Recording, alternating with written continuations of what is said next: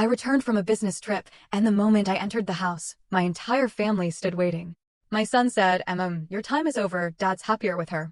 I left in complete silence. And then I turned their world into a living hell. Can you imagine walking into your own home after a brutal business trip, only to hear your own son, your flesh and blood, tell you, your time here is over? That your husband is happier with someone else? That's exactly what happened to me. And what I did next? Well, let's just say it turned their perfect little world into a living hell. I remember that night like it was yesterday.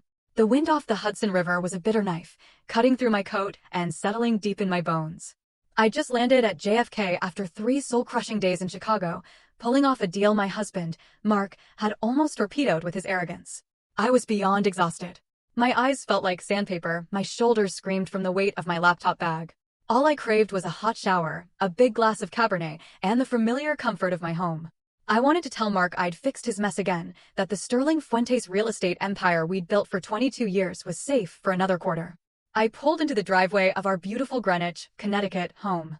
The living room lights were blazing, a strange beacon against the dark, frosty lawn. Odd. Usually, the house was quiet by 10 p.m.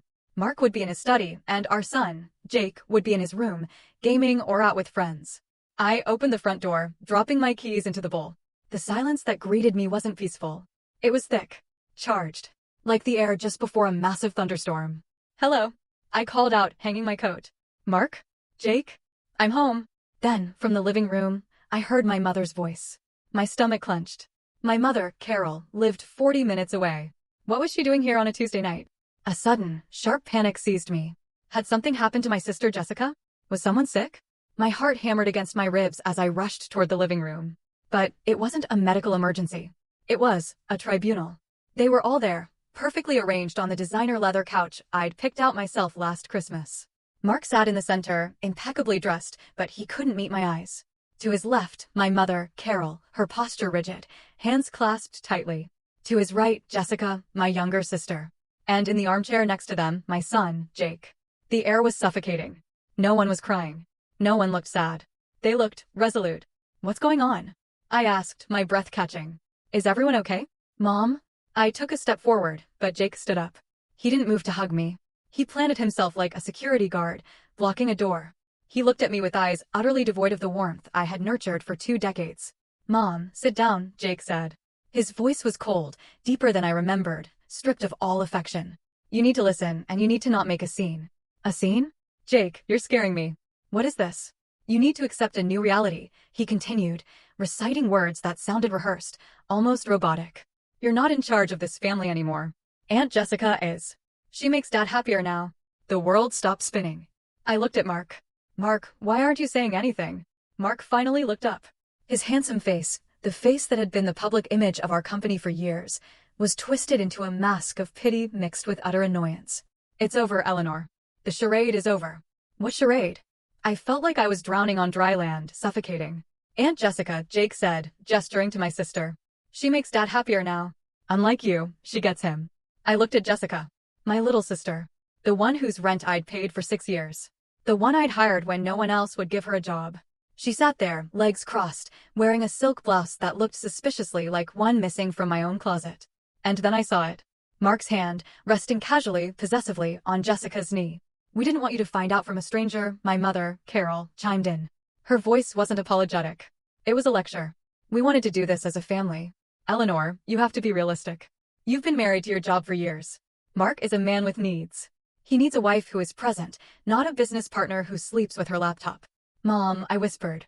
The betrayal cut deeper than any knife. "You knew about this. You're approving of this." "I'm supporting happiness," Carol said, lifting her chin defiantly. "Jessica and Mark share a connection.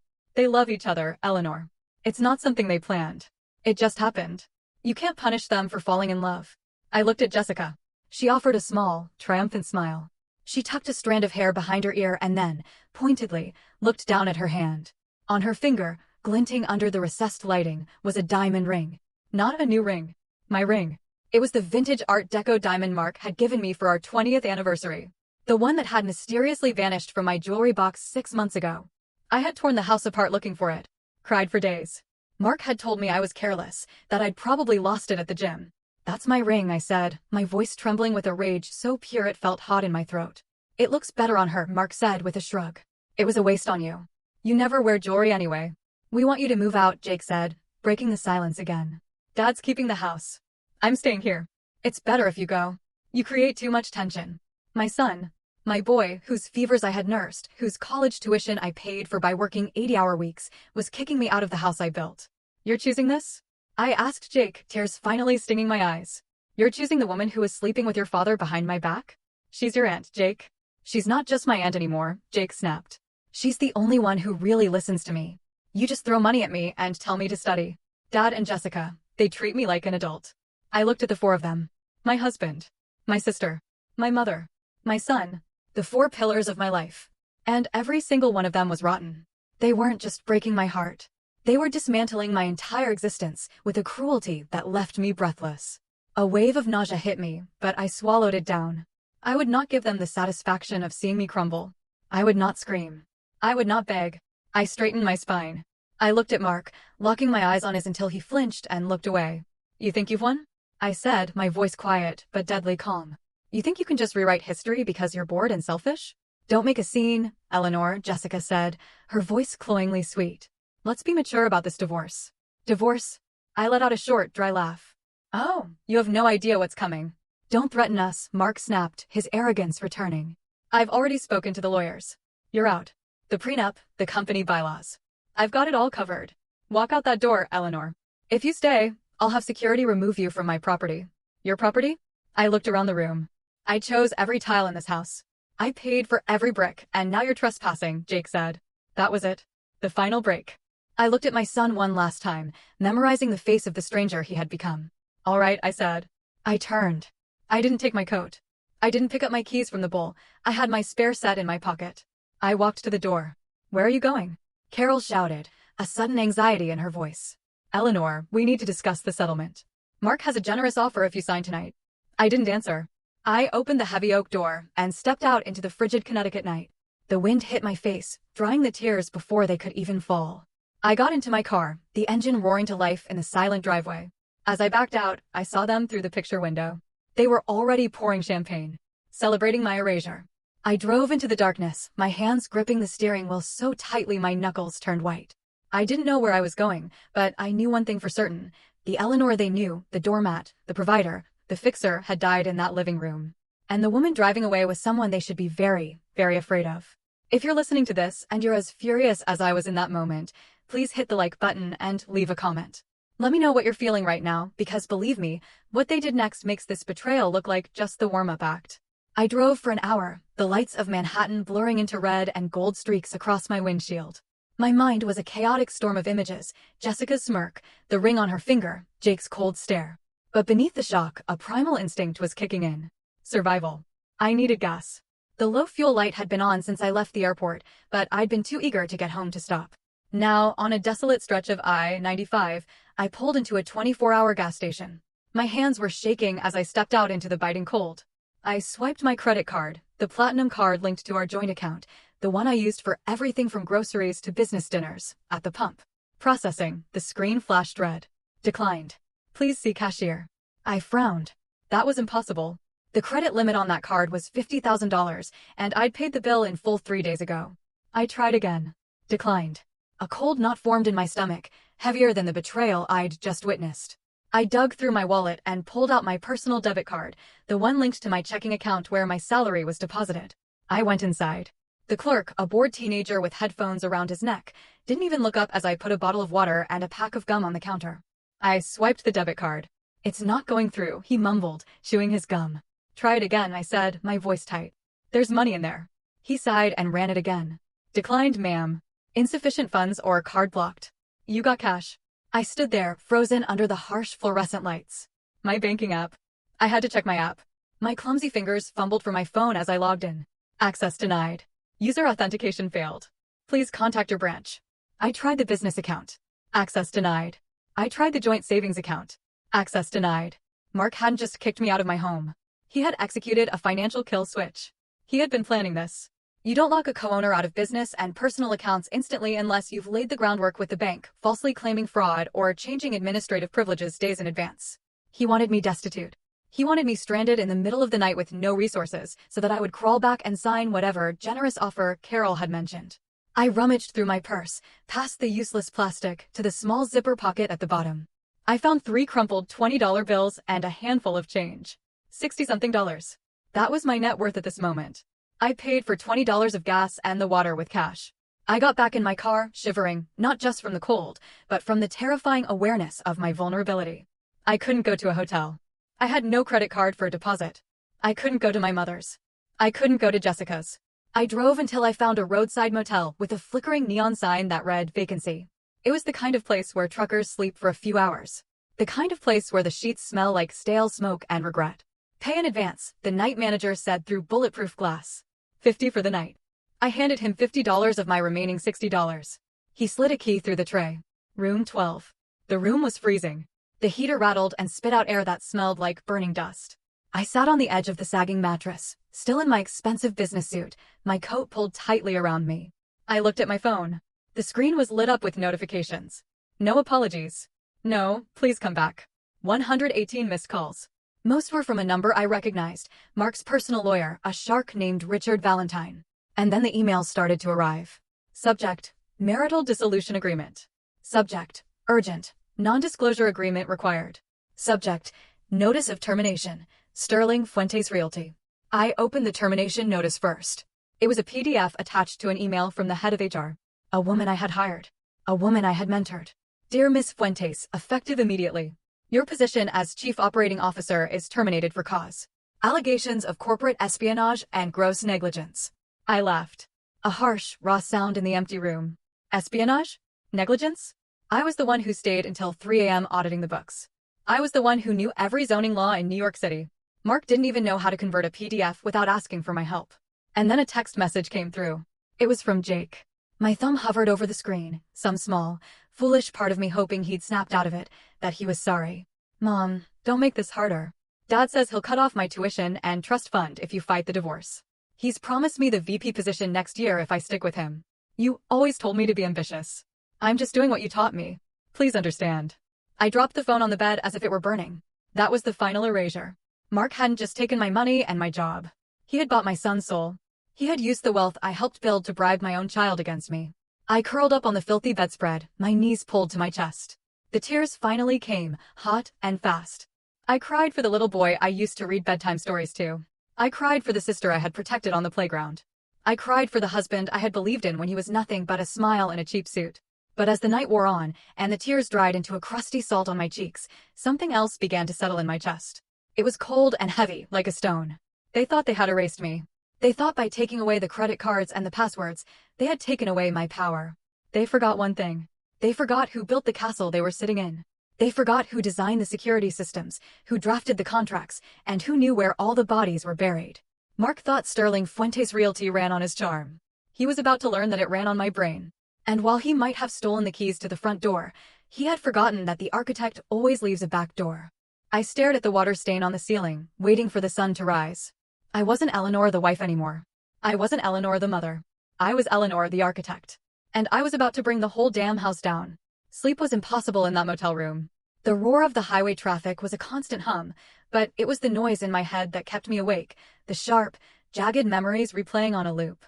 To understand why I was lying on a dirty mattress with $10 to my name, I had to go back. I had to look at the foundations of my life and realize they had been cracked from the very beginning. I grew up in a small town in Pennsylvania, the older of 2 daughters. My father died when I was 7, leaving my mother, Carol, to raise us alone. His death broke something in her. Or maybe it just revealed who she truly was. She was a woman who needed to be adored, to be the center of attention. And she projected that need onto her daughters, or rather, onto one of them. Jessica was born beautiful, even as a baby.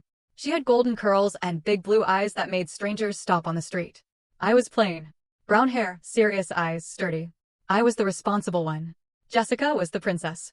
I remember the day I turned 18. I had just received my acceptance letter to the Wharton School at the University of Pennsylvania on a partial scholarship. It was my ticket out. I'd worked 3 part-time jobs through high school, tutoring, waitressing, shelving books at the library, to save for the rest of the tuition. I ran into the kitchen, waving the letter. Mom, I got in. Carol was at the table painting Jessica's nails. Jessica was 12 then, already demanding and petulant. That's nice, Eleanor, my mother said without looking up. But keep your voice down. Jessica has a headache. But Mom, it's Wharton. It's the business program. Carol sighed, finally looking at me. Her eyes weren't filled with pride. They were calculating.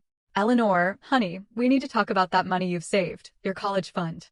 Well, Jessica has been scouted. There's a modeling competition in Miami next month. It could be her big break. But the fees, the travel, the portfolio pictures, it's expensive. My stomach dropped. Mom, that's my tuition money. I earned it. You're so selfish, Eleanor, Jessica piped in, blowing on her wet nails. You don't want me to be famous. When I'm rich, I'll buy you a car, Eleanor, my mother said, her voice taking on that tone. The one that mixed guilt with a command. You're the strong one. You're the smart one. You can always find a way. You can work another year. Take night classes. But Jessica, she's delicate. This is her dream. You wouldn't want to crush your sister's dream, would you? Families sacrifice for each other. I gave them the money. Of course I did. I had been conditioned for 18 years to believe that my value lay only in what I could provide for them. I was the scapegoat, the workhorse, the fixer. Jessica was the golden child, the star, the one who deserved to shine. Jessica went to Miami. She didn't get signed. She spent the money on clothes and theme parks. I spent the next year working double shifts at a diner to earn the money back. I started college a year late, exhausted, but determined. That dynamic never changed. It just evolved.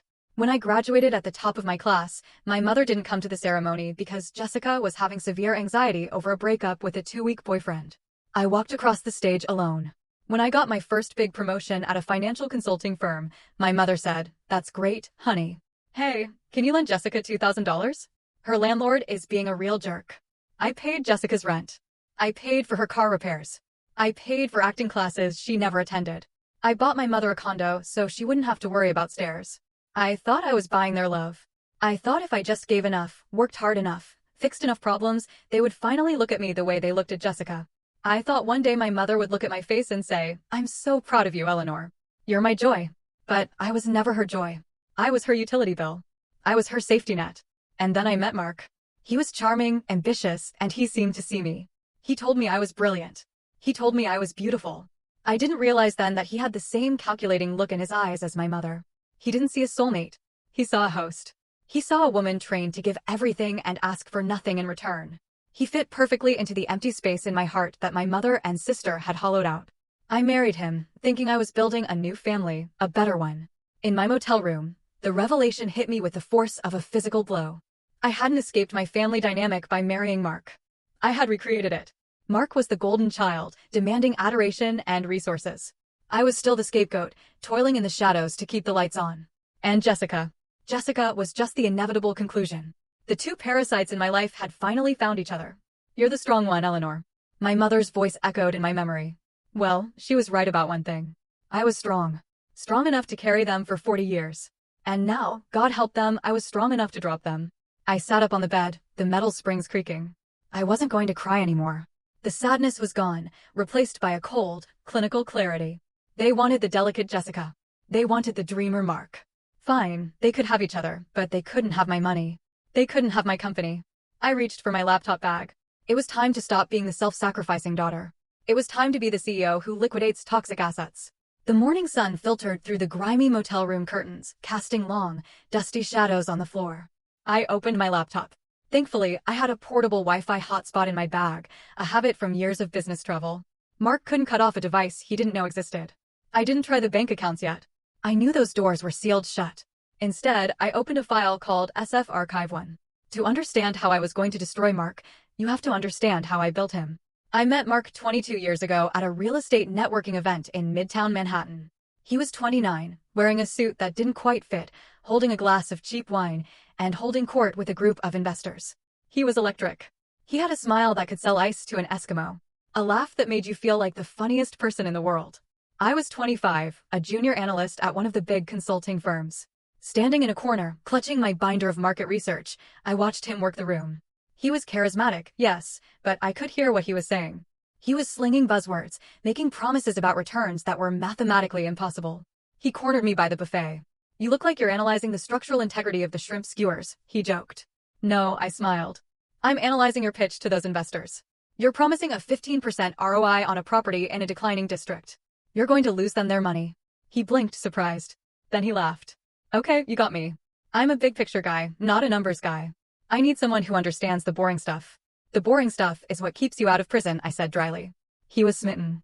Or at least, smitten with what I could do for him. Within 6 months, we were married. Within a year, we founded Sterling Fuentes Realty. The division of labor was set immediately. Mark was the face. He was the CEO. He took the client meetings, played golf with developers, and gave interviews to the Wall Street Journal and Forbes. He loved the spotlight, loved the title. I was the architect. I was the COO, but really, I was everything else. I found the properties, negotiated the loans, managed the contractors, battled the city for zoning permits, did the taxes, the payroll, the legal compliance. Our first big project was a disaster in the making. Mark had bought a derelict warehouse in the Bronx, convinced it would be the next big loft conversion. He overpaid by $500,000. The contractor he hired ran off with the deposit. We were on the brink of bankruptcy before we had even sold a single unit. I remember sitting at our kitchen table, pregnant with Jake, staring at the red numbers in the ledger. Mark was pacing, panicked, sweating through his shirt. "We're finished, Eleanor," he cried. "My reputation is ruined. They're going to sue me." "Sit down," I ordered. I took my grandmother's jewelry, the one inheritance I'd received, safe from my mother and Jessica, and sold it. I liquidated my 401k. I renegotiated the terms with the bank, presenting a business plan so detailed, so bulletproof, that the branch manager said it was the best he'd ever seen. I fired Mark's buddy, who was acting as project manager, and took over construction oversight myself, walking through active building sites with a hard hat and a 6-month baby bump. We finished the project. We sold out in 3 weeks. Mark was hailed as a visionary in the business press. The headline read, "Mark Sterling, the new king of lofts." He brought the magazine home, beaming. "Look at this, baby. We did it." He didn't mention me in the interview once. When I gently pointed it out, he kissed my forehead. "Sweetheart, you know how the media is. They like a single narrative. Besides, you hate the spotlight. You're my secret weapon. The power behind the throne." I accepted it. I told myself it was for the family. I told myself that as long as the company succeeded, it didn't matter whose face was on the cover. I was a fool. For 20 years, I built the stage, set the lights, and wrote the script. Mark just walked out and took the applause. And the company grew. We expanded into commercial properties, luxury condos, mixed-use developments. We were worth hundreds of millions. But the company structure, that was my masterpiece. Mark was lazy with details. He hated reading contracts. He hated passwords. "You handle it, Eleanor," was his favorite phrase. So, I set up the digital infrastructure. I created the intricate web of LLCs to limit liability. I set up the automated bank transfers. And because Mark was paranoid about employees stealing from him, he insisted on a localized, highly encrypted internal server for our most sensitive financial data. He wanted a ghost access, a master admin login that could bypass all other protocols in case we ever got locked out or held hostage by the IT staff. "Only you and I will know the ghost access," he'd said. But Mark never bothered to memorize the complex 64-character string I generated. He wrote it on a Post-it, kept it in his desk drawer for a week, and then threw it away, assuming I would always be there to type it in for him. He was right. I was always there until yesterday. Now, sitting in the motel, I stared at the login screen for the Sterling Fuentes private server. The VPN tunnel was secure. Mark thought that by calling the bank and removing me as a signatory, he had cut me off. He thought by firing me through HR, he had revoked my access. He relied on the standard protocols. He relied on the front door. He forgot about the ghost access. My fingers hovered over the keyboard. I typed the character string. It was a line from a Robert Frost poem, mixed with the GPS coordinates of the first building we bought and the date Jake lost his first tooth. Mark knew none of those things. Authentication in process. Access granted. Admin level. The screen flooded with data. The entire nervous system of Sterling Fuentes was open before me. Emails, wire transfers, transaction logs, tax documents, private chat histories. I wasn't just looking at a company. I was looking at the crime scene of my marriage. I started downloading. I didn't want a few files. I wanted everything. Every email Mark had sent for the last 5 years. Every expense report. Every wire transfer to the Cayman Islands or Switzerland. And that's when I saw it. A folder labeled Project J. It wasn't a construction project. The J stood for Jessica. I opened the folder and the blood ran cold in my veins. This wasn't just an affair. This was grand-scale embezzlement. Dates, amounts, receipts. January 12th, $5,000 wire to Miller Consulting LLC, Jessica's maiden name. February 14th, $12,000 at Cartier. March 1st, $4,500 monthly rent for a luxury suite at the Plaza Hotel. He had been keeping Jessica like a courtesan on company money for 3 years. But it was even deeper. I saw wires to a shell corporation I didn't recognize, Orion Investments LLC. The signatory on Orion wasn't Mark. It was Jessica. And the assets being transferred to Orion weren't just cash. They were deeds. Mark was slowly transferring the titles of our most valuable, debt-free properties to a company owned by my sister. He was gutting Sterling Fuentes, preparing to leave me with an empty shell while he and Jessica walked away with the assets. I felt sick. This wasn't just replacing me as a wife. This was a grand heist. But as I scrolled through the documents, a cold smile touched my lips. Mark was a showman, not an architect. He didn't understand the paperwork he was signing. In his arrogance and Jessica's greed, they had made mistakes. Amateur, sloppy mistakes. They had forged my signature on the deed transfers. I could see it in the PDFs, a clumsy digital copy-paste of my signature from a different document. And on the Orion Investments operating agreement, Jessica had listed her permanent address. It was my address, the house I paid for. I had them. I had them dead to rights, but I couldn't strike yet. If I went to the police now, Mark would claim it was a clerical error. He'd pay a fine and bury me in litigation for years. He had money for expensive lawyers. I had $10. I needed to let them hang themselves. I needed them to feel secure. I needed them to think I was defeated, broke, and hiding in a hole somewhere. I closed the laptop. I had the blueprints for their destruction. Now I just needed to build the trap. The digital evidence of Project J burned in my mind, forcing me to remember exactly how Jessica had infiltrated my sanctuary. It started 5 years ago, a time when Sterling Fuentes was booming and my guard was down. Jessica had just gone through her third divorce. Her ex-husband, a decent mechanic named David, had left her because she refused to work and spent his paycheck on designer bags she couldn't afford. She showed up on my doorstep with 2 suitcases and a tearful story that would have won an Oscar. He was abusive, Eleanor, she cried, throwing herself into my arms. I later learned abusive meant he had cut off her credit card. I have nowhere to go. Mom said you would help me. Carol called me 10 minutes later. Eleanor, you have that huge house with all those empty guest rooms. Let your sister stay for a few weeks. She just needs to get back on her feet. Family helps family. I agreed. I always agreed. 1 week turned into 6 months. Jessica spent her days by my pool, drinking my wine and criticizing my landscapers. Mark, at the time, seemed annoyed by her presence. She's a freeloader, Eleanor, he'd complain. She treats our house like a hotel. I defended her. She's grieving, Mark. Give her time. Then came the request. I need a job, Jessica announced one night at dinner. I'm bored. I want to work for you guys. I nearly choked. Jessica, we run a commercial real estate firm. It's high pressure. What skills do you have for this? I'm good with people, she insisted. I can be, I don't know, client relations. I can plan the parties. I can schmooze the investors. You guys are so serious. You need someone fun. No, I said. It was one of the few times I set a boundary. But Carol intervened. She drove 40 minutes to have coffee with me. Eleanor, this is Jessica's chance to be responsible. If you don't give her a job, she'll spiral. Do you want her living on your couch forever? Give her a salary. Let her move out. Mark thinks it's a good idea. My head snapped up. Mark does. I spoke with him, Carol said smoothly. He thinks Jessica could help soften the company's image. You know, you can be a little intense, honey. I confronted Mark. You want to hire Jessica? Mark shrugged, adjusting his tie. Your mother's right. We need someone to handle the social stuff, the galas, the charity events. You hate that stuff. Let her do it. Pay her an assistant's salary. Get her out of the house. We all win. I caved. I created a position, Director of Special Events. At first, it seemed to work. Jessica moved into an apartment I subsidized and planned the company Christmas party. It was lavish, over budget, but a success. Then the subtle shifts began. Jessica started coming to the office every day, dressed not in business attire, but in body-hugging dresses that were just on the edge of inappropriate. She would spend hours in Mark's office discussing event logistics.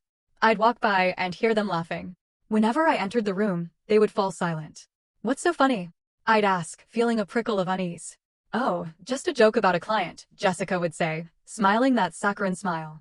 You wouldn't get it, Eleanor. It's an inside thing. She started joining us for business lunches.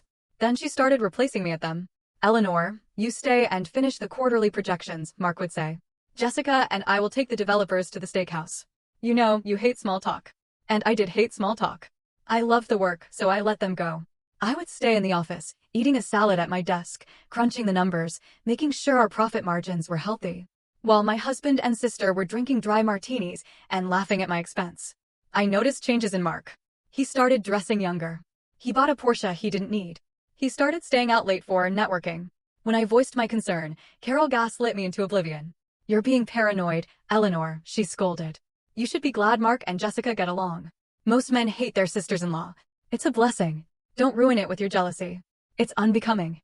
Jealousy. She made me feel like a crazy, insecure harpy. Now, looking at the Project J folder on my laptop, I saw the reality. The networking dinners were dates. The business trips to Miami were vacations. And the consulting fees paid to Jessica were actually her allowance for being his mistress. The snake hadn't just slithered into the grass. I had opened the door, invited it in, and given it warm milk. And the worst part? My mother had held the door open. Carol had brokered this. She had pushed Jessica toward Mark, knowing exactly what Jessica was capable of. She wanted Jessica to have the life I had built because, in her twisted mind, Jessica deserved the kingdom. And I was just the builder, meant to put it up and walk away. I slammed my hand down on the cheap motel desk. The pain grounded me. Okay, I whispered to the empty room. You want to play the fun, irresponsible game? Let's see how much fun it is when the architect pulls out the load-bearing wall. I spent the next 6 hours in a forensic accounting trance. The ghost access gave me entry to everything, but I had to be careful. If I made any changes, if I altered any files, the system logs might alert the IT director, a man named Steven, who used to be loyal to me, but now undoubtedly answered to Mark. So, I became a ghost. I copied, downloaded, screenshotted, and traced the flow of money. It was worse than I thought. Sterling Fuentes was being bled dry to fund their lifestyle and the transfers to Jessica's shell company. Mark had stopped paying vendors. We were 3 months behind on payments to the construction crews for the new skyscraper in the financial district. We were in default on the interest for 2 major loans. Mark was robbing Peter to pay Jessica. The company, my life's work, was a house of cards.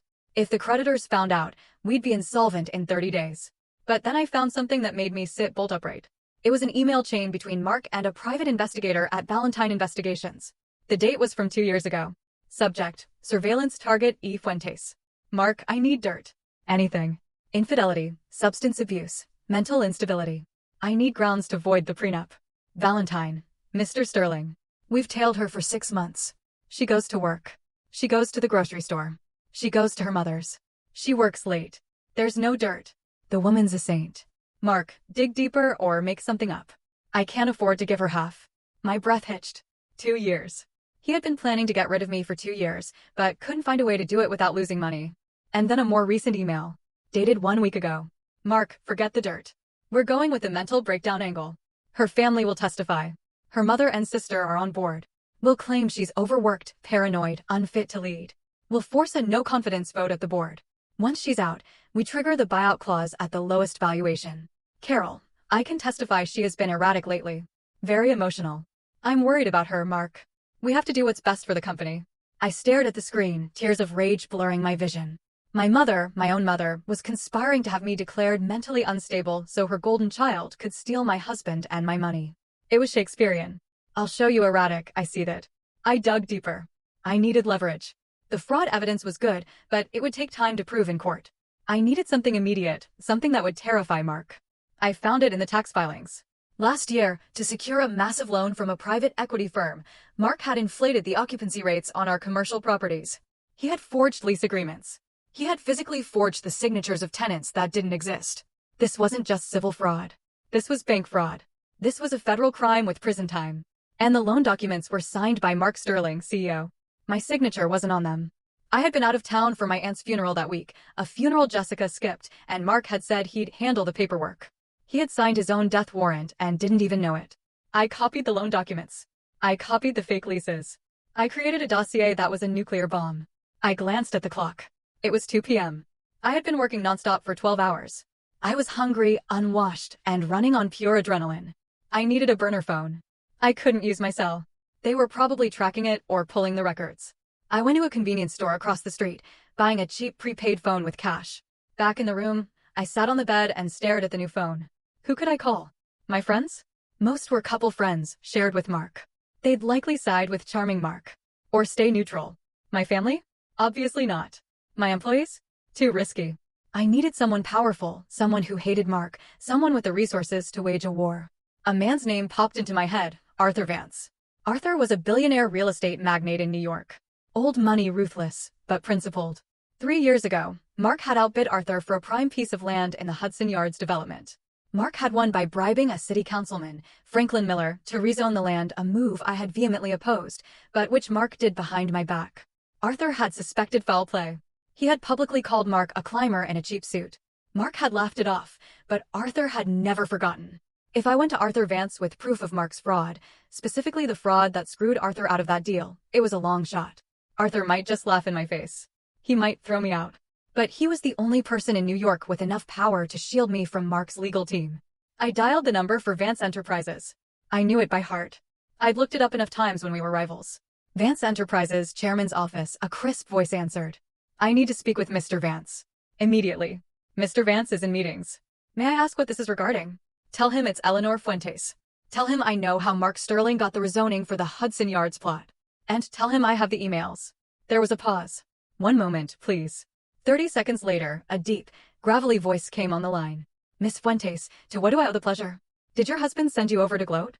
My husband just fired me, emptied my bank accounts, and moved his mistress into my house, I said, my voice steady. I'm not here to gloat, Mr. Vance. I'm here to burn him to the ground. And I thought perhaps you'd like to bring the marshmallows. Silence. Then a low chuckle. I'm listening. Before I went to meet Arthur Vance, there was one more wound I had to cauterize.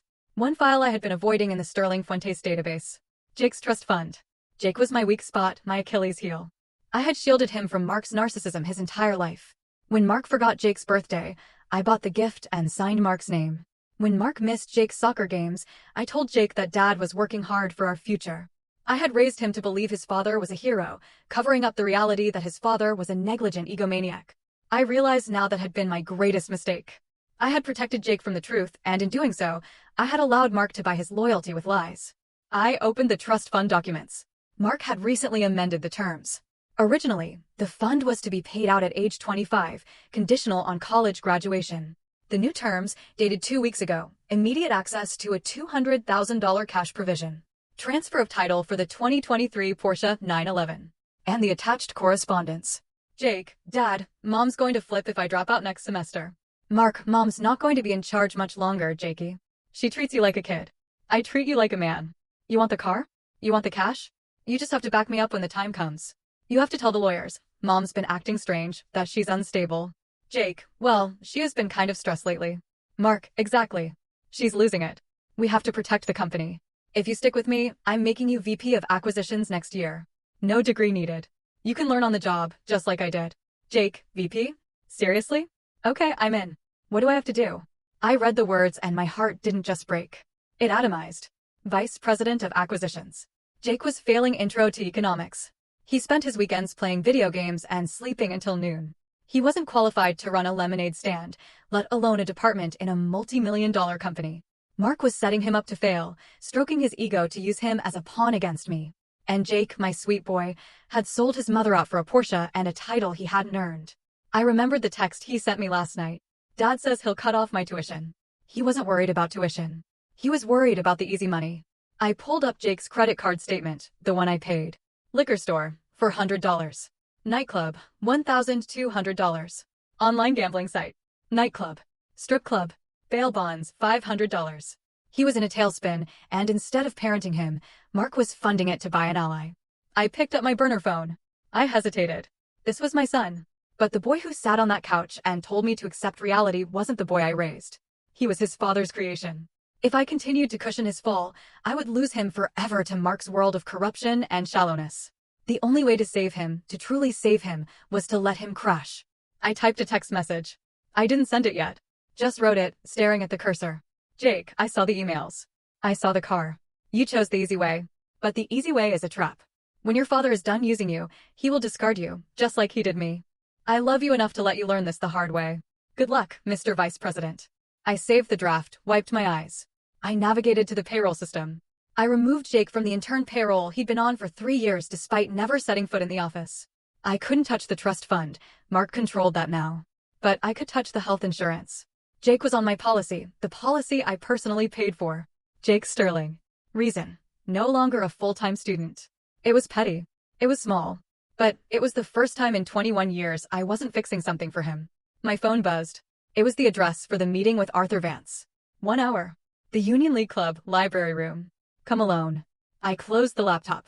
I went to the bathroom and splashed cold water on my face. I tried to smooth my hair. My suit was rumpled, but I shook it out. I put on a layer of lipstick, my armor. I looked in the mirror. The woman looking back at me looked tired. Yes, but she looked dangerous. She looked like a mother who had lost her cubs and had nothing left to lose. You want unstable, Mark? I said to my reflection. I'm about to show you an earthquake. I walked into the Union League Club in the same rumpled suit I'd fled my house in, carrying a laptop bag that contained enough evidence to send my husband to Rikers Island. The doorman eyed me skeptically.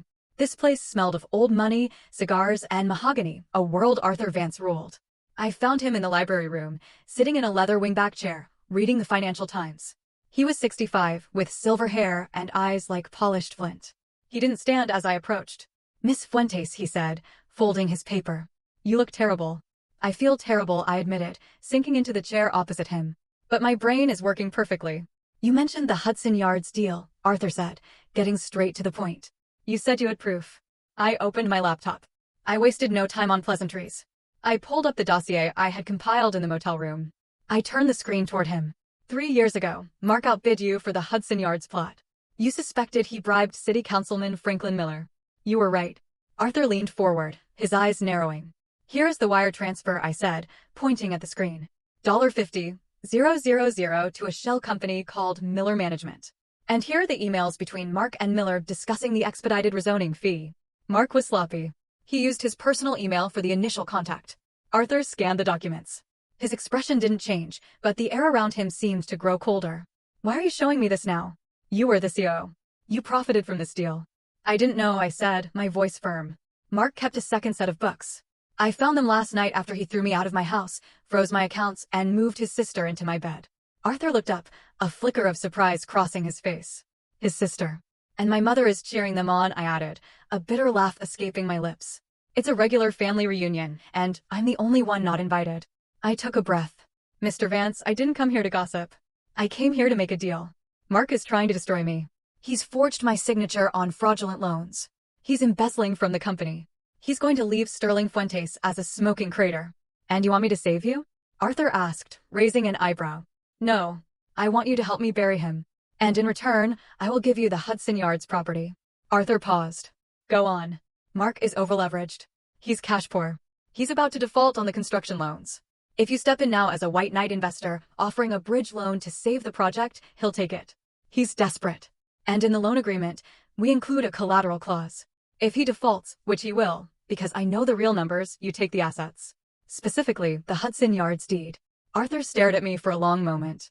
The silence stretched, thick and tense. Then a slow smile spread across his face. It wasn't a warm smile. It was the smile of a predator recognizing another predator. "You're a vindictive woman, aren't you?" Arthur said softly. "I'm efficient," I corrected. "Mark thinks I'm a scorned wife who's going to cry in a corner. He doesn't realize I'm the one who wrote his business plan." Arthur closed my laptop and pushed it back toward me. "I like you, Eleanor. You have nerve. I always found Mark to be a peacock. All feathers, no flight. But you're a hawk." He pulled out his phone. "I'm calling my personal counsel. He's the best litigator in New York. He'll represent you in the divorce, pro bono. Consider it an investment in our new partnership." "Thank you," I whispered, relief flooding through me. "And Eleanor," Arthur added, his eyes hard. "Don't disappoint me. If we do this, we destroy him utterly. No mercy. No taking him back when he cries." "He won't be crying," I said, thinking of Mark's smirk as he took my ring. "He'll be screaming." Arthur nodded. "Good. Now let's get you a hotel room that doesn't charge by the hour. You can't plan a war if you haven't slept." That night, I slept in a suite at the Plaza Hotel, paid for by Vance Enterprises. I took a long bath, scrubbing the grime of the motel from my skin. As I lay between the clean, crisp sheets, I felt a profound shift inside me. For 20 years, I had been the fixer. I had smoothed over Mark's mistakes, cleaned up his messes, made him look good. I had been the invisible glue holding it all together. Now, I was going to be the solvent. I was going to dissolve everything he thought he owned. I picked up my burner phone and sent Arthur a one-word text. "Ready?" 3 days later, the trap was set. Arthur's lawyer, a terrifyingly calm man named David Qua, had drafted the divorce settlement. It was a masterpiece of legal misdirection. On the surface, it looked like a complete surrender. The proposal: Mark gets the family home. Mark gets full ownership of Sterling Fuentes Realty. Eleanor receives a one-time lump sum of $500,000, a fraction of what I was owed. Eleanor relinquishes all claims to future alimony. It looked like I was giving up. It looked like I was broken, desperate for cash, and just wanted to run away. Mark would love it. It fed his ego perfectly. But buried deep in the 60-page document, in Section 14, subsection C, paragraph 4, was the poison pill clause. In the event that either party to this agreement is found to have engaged in undisclosed criminal activity, fraud, or embezzlement during the marriage, or is convicted of a felony within 24 months of signing, this agreement in its entirety shall become null and void. In such an event, all assets, including 100% of company shares and real estate holdings, shall revert to the non-offending party as punitive damages. Mark never read the fine print. He paid lawyers to do that. But his lawyer, Richard Valentine, was lazy. I knew this because I used to pay his invoices. Valentine would skim contracts looking for the big numbers, the settlement, the alimony. He wouldn't be looking for a specific reversion clause buried in boilerplate liability language. I met Mark and his lawyer at Valentine's office. I wore no makeup, just an old sweater. I kept my head down, staring at the floor. I needed to sell the picture of the defeated woman. Mark strode in like he owned the world. He was wearing a new Italian suit and smelled of expensive cologne, probably a gift from Jessica. Well, look what the cat dragged in, Mark sneered as he sat down. I hope you're ready to sign, Eleanor. Jessica and I have wedding invitations to order. Just give me the check, I said, my voice quavering. I just want to be gone, Mark. I can't fight you anymore. Mark laughed, looking at Valentine. See? Told you she'd fold. She doesn't have the stomach for this. Valentine slid the papers across the table. Standard agreement, Eleanor. You walk away with $500,000 and a clean slate. Just sign here, here, and here. I picked up the pen. My hand was shaking. Part acting, part pure adrenaline. And Jake? I asked softly. Jake's staying with me, Mark said, leaning back in his chair. He's my VP now. We're going to build an empire together, without your constant nagging. I felt a sharp pain in my chest, but I swallowed it. Okay, just take care of him. Sign the damn papers, Eleanor. I put my name on the line that seemingly signed away 20 years of my hard work. Then Mark signed. He did it with a flourish. A big arrogant M. Done, Valentine said, closing the folder. The check will be wired to your account tomorrow. Mark stood up, buttoning his jacket. He looked down at me with a smirk that made my skin crawl. You know, Eleanor, you should thank me. You were always too uptight for this life. Go live on a farm or something. Find yourself a nice librarian. Goodbye, Mark, I whispered as he walked toward the elevator. I could hear Mark laughing with Valentine.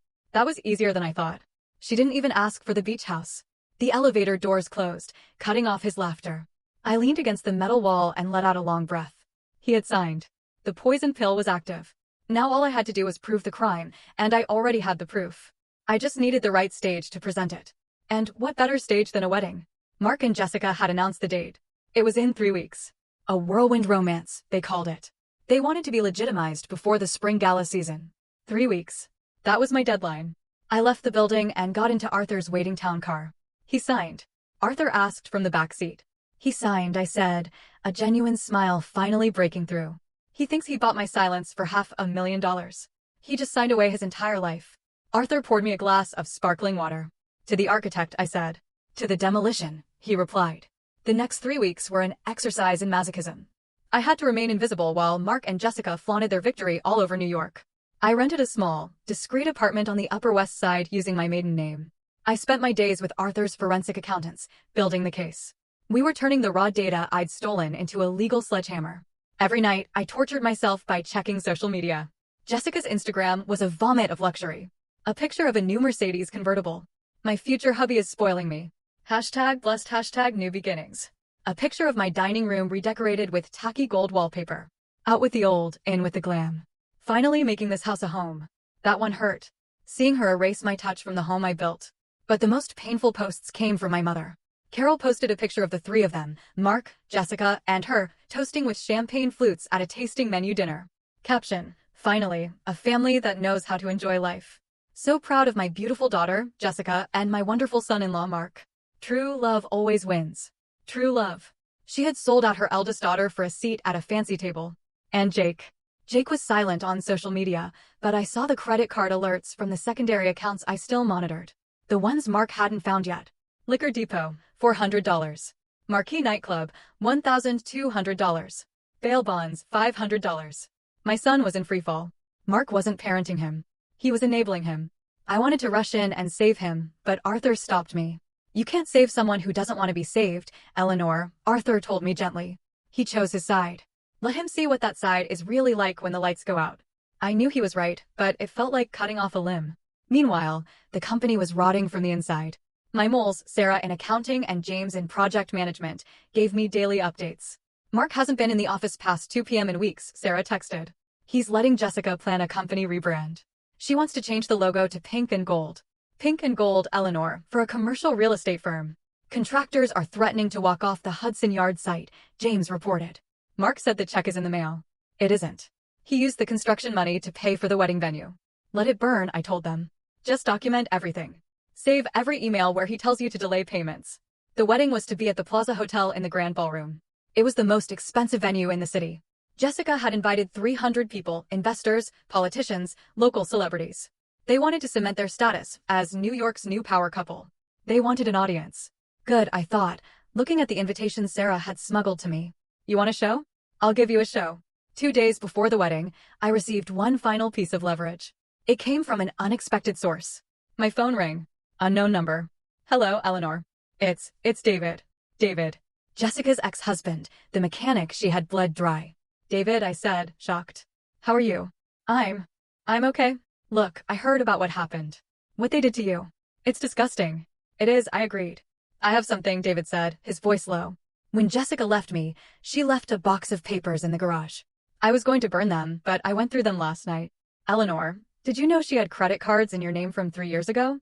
The blood froze in my veins. What? She opened them when she was staying with you. She was intercepting the mail.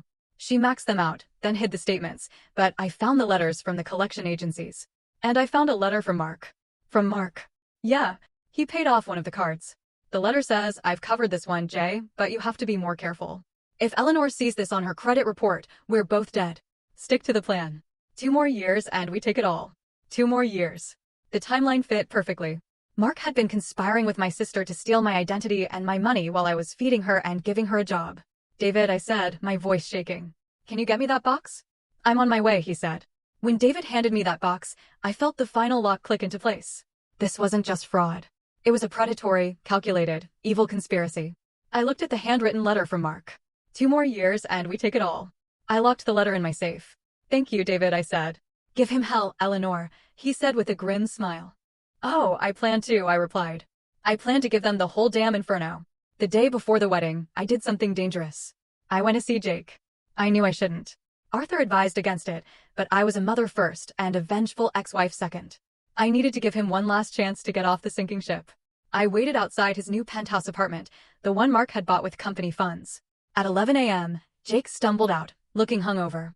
He wore designer sunglasses and a sweatshirt that cost more than my first car. Jake. I called. He jumped, spinning around.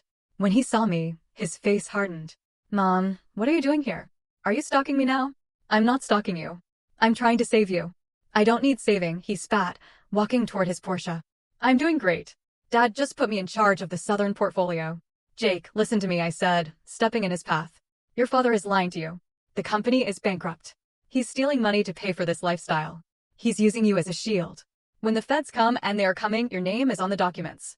Jake laughed. It was a hollow, brittle sound. You're just jealous. You're jealous because Dad's winning and you're a nobody. You're living in some dump, right? Dad told me. I'm living in reality, I said, my voice urgent. Jake, please don't go to the wedding tomorrow. Just say you're sick. Go away with your friends. Just don't be there, standing next to him, when it happens. When what happens, he challenged. You're going to crash it? You're going to make a scene? God, you're pathetic, Mom. He called me pathetic. I felt the rage rise, but I pushed it down. Jake, look at me. I raised you. I know you. You are not this person. You are kind. You are smart. You are not a thief. I'm not a thief, he shouted, his face reddening. I'm a businessman like Dad. Dad is a fraud. I yelled back. And Jessica is a parasite. And if you stand with them, you will go down with them. Jake glared at me. Then he pulled out his phone. I'm calling security. Get away from me. He got in his car, revving the engine aggressively. As he peeled out of the parking spot, he rolled down the window and yelled, Don't come tomorrow, Mom. Nobody wants you there. You're the past. I watched him drive away. My heart breaking all over again, but this time the brake was cleaner. I had tried. I had held out my hand. He had slapped it away. He was on his own now. I drove back to my apartment. Arthur was waiting for me with the final preparations. How did it go? He asked, though he clearly knew the answer from my face. He's gone, I said flatly. Completely brainwashed. Then he will learn the hard way, Arthur said. Are you ready for tomorrow? Yes. We have the access codes to the projector. Yes, the police are briefed. Yes. Inspector Miller is meeting us in the lobby at 8 p.m. Arthur handed me a garment bag.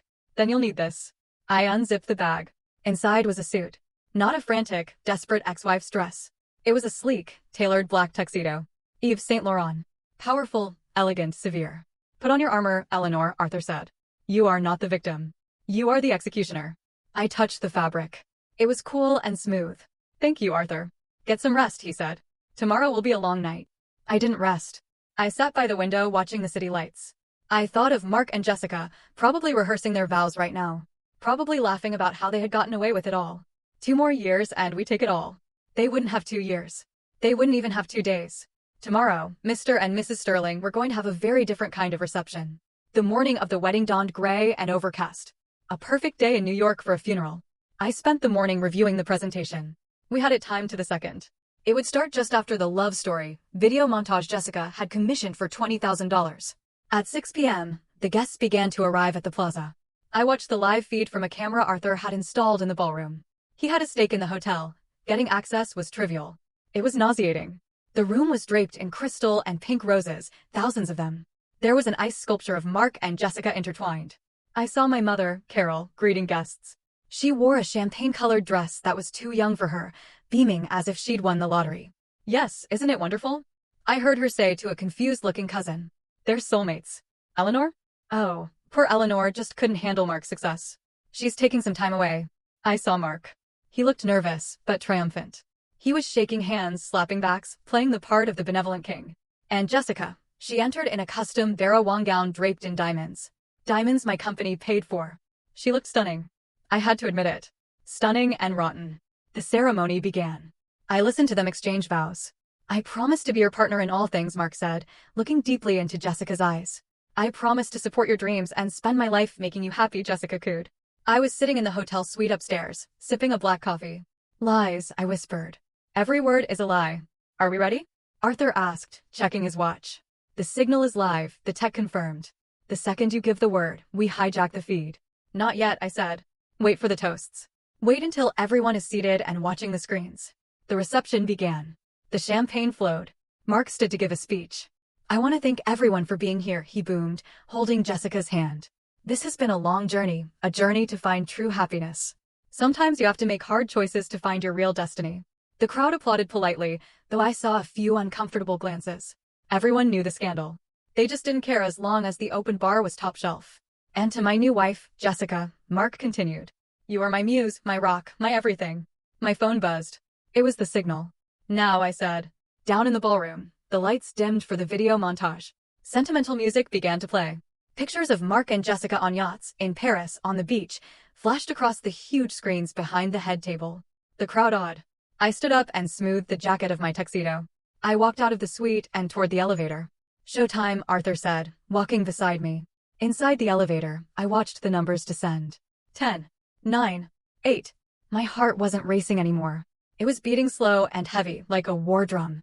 The elevator doors opened on the lobby level. Inspector Miller and 2 uniformed officers were waiting. Miss Fuentes, the inspector asked. Yes, we have the warrant. We're ready when you are. Give me 5 minutes, I said. I want them to see it before you put the cuffs on. Understood. I walked toward the ballroom doors. The security guards Mark had hired to keep me out stepped forward. Ma'am, this is a private event. Arthur Vance stepped out from behind me. And I own the building. Stand aside, or you'll be looking for work tomorrow. The guards hesitated, recognized Arthur, and immediately backed away. I pushed open the double doors. Inside, the music had just reached a crescendo.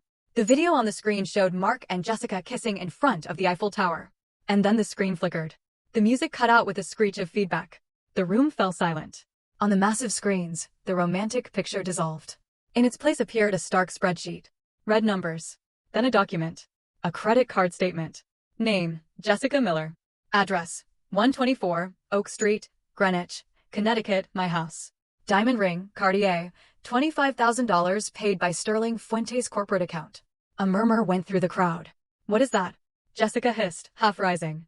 Mark, fix it. Cut the feed. Mark, he yelled at the AV booth. Turn it off. But the tech in the booth was our guy. He didn't turn it off. He turned up the volume. And then my pre-recorded voice boomed through the speakers. Hello, Mark. Hello, Jessica. You wanted a family affair? You wanted everyone to witness your union? Well, let's show them what this union is really built on. Every head swiveled, not to the screen, but to the back of the room. I stood there, a solitary figure in black, holding a small remote. The silence in the grand ballroom was absolute. 300 pairs of eyes turned in their chairs to stare at me. I walked down the center aisle, my heels clicking rhythmically on the marble floor. The black tuxedo made me look like a shadow against the sea of pink flowers. Mark was frozen at the head table, his face drained of all color. Jessica clutched her napkin to her chest, her mouth agape. My mother, Carol, looked like she was about to have a heart attack. Eleanor, Mark whispered, the microphone picking up his shaky voice. What are you doing? I didn't stop until I reached the center of the dance floor, directly in front of the head table. I looked at them. The people who had been my world, now just small, frightened figures on a stage. I'm here to make a toast, I said, my voice projecting clearly without a mic. I held up the remote. I clicked it. The screen behind them changed again. This time it was the email chain between Mark and the private investigator. Mark, dig deeper or make something up. I can't afford to give her half. The crowd gasped. I saw investors, men Mark respected, men he needed leaning in, whispering furiously. Turn it off. Mark screamed, lunging toward the DJ booth. Security. Get her out of here. Sit down, Mark. Arthur Vance's voice boomed from the entrance. Unless you want to add assault to your list of felonies. Mark froze. He saw Arthur. He saw the police officers waiting in the shadows of the exit. This is fake. Jessica shrieked, tears streaming down her perfectly made-up face. She's jealous. She hacked the system. She's crazy. I clicked the remote again. A new document appeared. The forged loan application for the Hudson Yards project, the one with my signature clumsily pasted on. Is forgery crazy, Jessica? I asked calmly. Is bank fraud crazy? Because those are federal charges. And guess whose name is on the shell companies receiving the stolen funds? I clicked again. Orion Investments, owner, Jessica Miller. I pointed at her. You're not just a mistress. You're a mule. Mark used you to launder $3 million. Did he tell you that? Did he tell you that when the IRS comes looking, they're coming for your signature? Jessica looked at Mark, her eyes wide with horror. Mark, you said it was tax optimization. You said it was legal. Shut up, Jessica. Mark hissed. Oh, don't stop him, I said, smiling coldly. Let him explain. Let him explain to our mother what he calls her. Click. The email appeared. Subject. The old woman. Mark, just cut Carol another check from the J Fund. The old woman is greedy. As long as we pay for her condo, she'll keep Eleanor in the dark. She'd sell out her own daughter for a renovation budget. Carol made a sound that was half wail, half choke.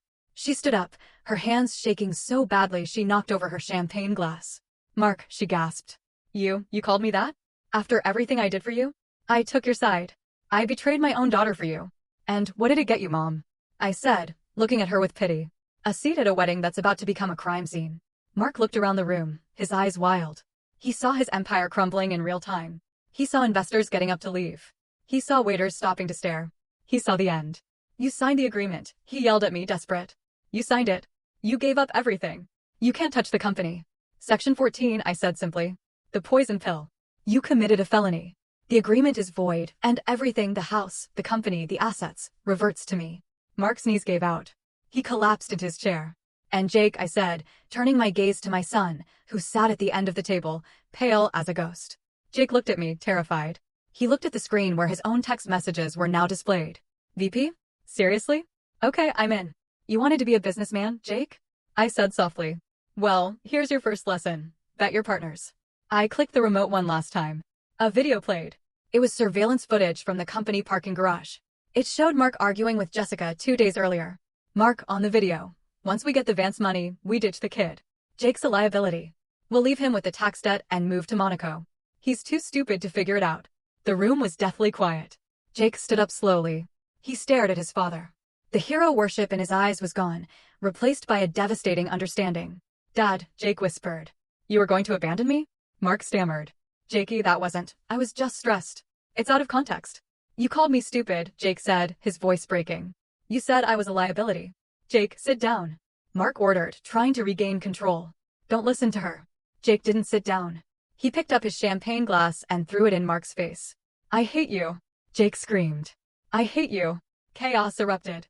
Carol was sobbing. Jessica was hyperventilating. Mark was wiping champagne from his face, looking like a drowned rat. I lowered the remote.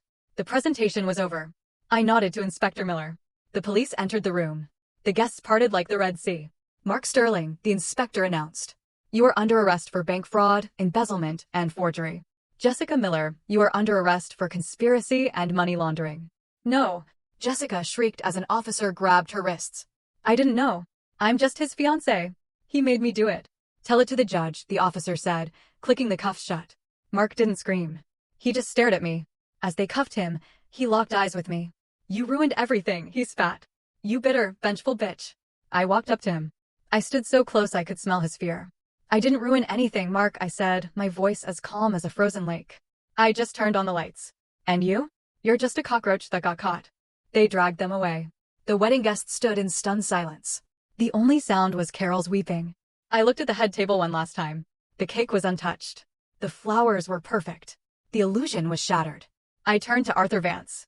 I believe I'm done here. Brilliant, Arthur said, offering me his arm. Absolutely brilliant.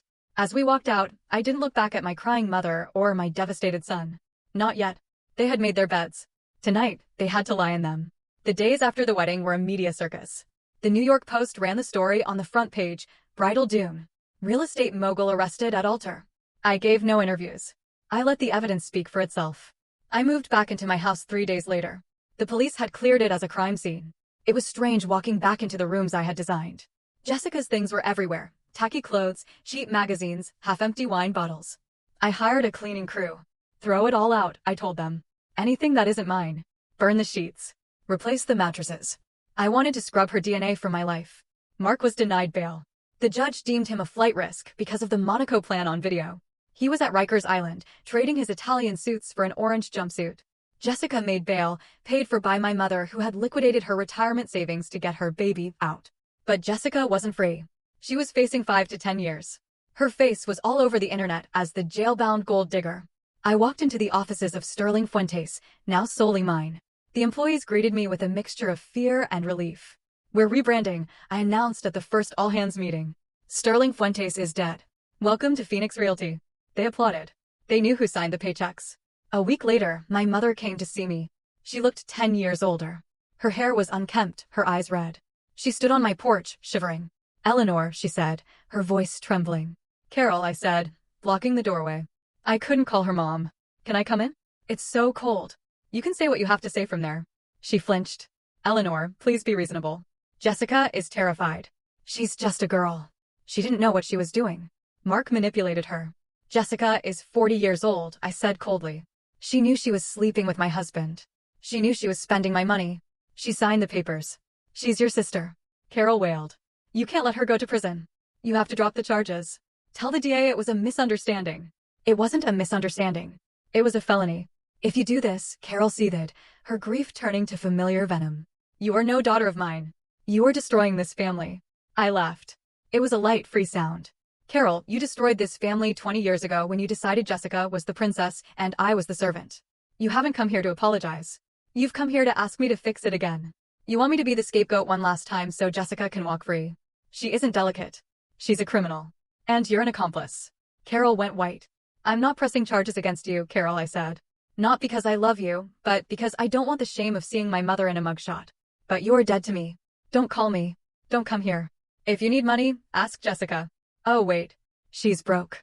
I closed the door in her face. I watched on the security camera as she stood there, pounding on the door, screaming my name. Then her shoulders slumped. She walked away. It hurt. Of course, it hurt. But it was the pain of pulling out a splinter. Sharp, then relief. Then there was Jake. He hadn't called, hadn't come by. I knew he was sleeping on a friend's couch because the authorities had seized the penthouse and the Porsche. I waited.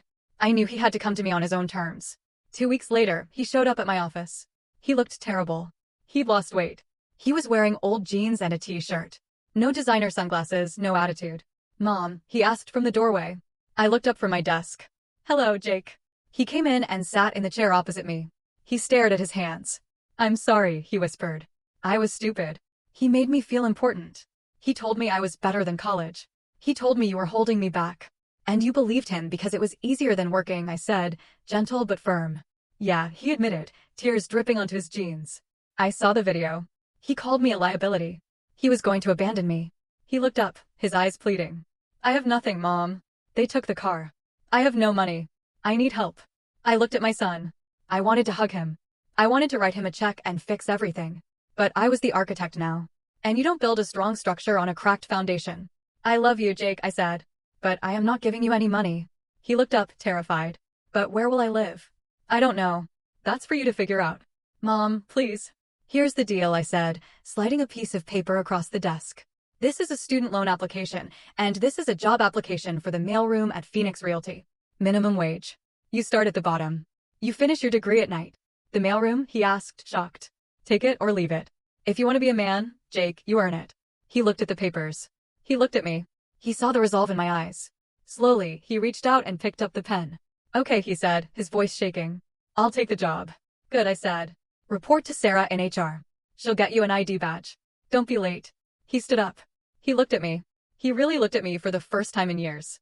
You're scary, Mom, he said, a hint of awe in his voice. I know, I smiled. Now get to work. The trial was short. The evidence was overwhelming. Mark Sterling pleaded guilty to avoid a 20-year sentence. He got 8 years in federal prison, plus restitution. He looked gray and defeated in the courtroom. He didn't look at me once. Jessica took a plea deal. 3 years in prison for fraud. She sobbed when the gavel fell, looking at Carol in the gallery, screaming, Mom, do something. But Carol could do nothing. Carol was living in a studio apartment, subsisting on Social Security, having lost her allowance and her pride. I sat in the back row in my black suit. I watched justice be done. I didn't feel joy. I felt peace. The balance sheet was finally correct. Epilogue. A year later, I was in my office on the 40th floor, overlooking Park Avenue. The Phoenix Realty sign on the wall behind me was sleek silver and blue, with no trace of pink. The company was thriving. We had just closed the Hudson Yards deal with Arthur Vance. He was putting in a mixed-use development, luxury condos, yes, but also affordable housing units and a community center. My phone buzzed. Jake. Hey, Mom. Just finished my econ final. Think I aced it. Also, the mailroom team improved sorting efficiency by 15% this week. Do I get a raise? I smiled. Don't push it, but dinner's on me tonight. 7 p.m. Jake was working hard. He was tired, broke, and humbled, and I had never been prouder of him. He was becoming the man I knew he could be, not the caricature his father tried to mold. There was a knock on my door. Come in. Arthur Vance walked in with a bottle of champagne. To the 1-year anniversary, he said, of the day you burned down the circus. It feels like a lifetime ago, I said, accepting a glass. You know, Arthur said, leaning against my desk. Mark sent me a letter from prison. Wants to know if I'll buy his shares in the old shell companies. He needs commissary money. What did you tell him? I told him, I only do business with the CEO. And the CEO is busy building an empire. We clinked glasses. I looked out at the city skyline. I had lost a husband. I had lost a sister. I had lost a mother. But I had found myself. I was no longer the scapegoat, not the fixer, not the invisible wife. I was Eleanor Fuentes, the architect, and my life, at last, was truly my own. Thank you for listening to my story. It hasn't been easy to relive. But if my journey can help just one person stand up to the toxic people in their life, then it has been worth it.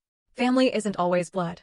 Family is the people who respect you, who value you, and who stand by you when the storm hits. If you're holding on to someone just because they're family, but they're hurting you, let them go. You are strong enough to build something new. I'm curious, what would you have done in my place? Had you ever faced such a profound betrayal from someone you loved? Tell me your thoughts in the comments below. I really want to hear from you.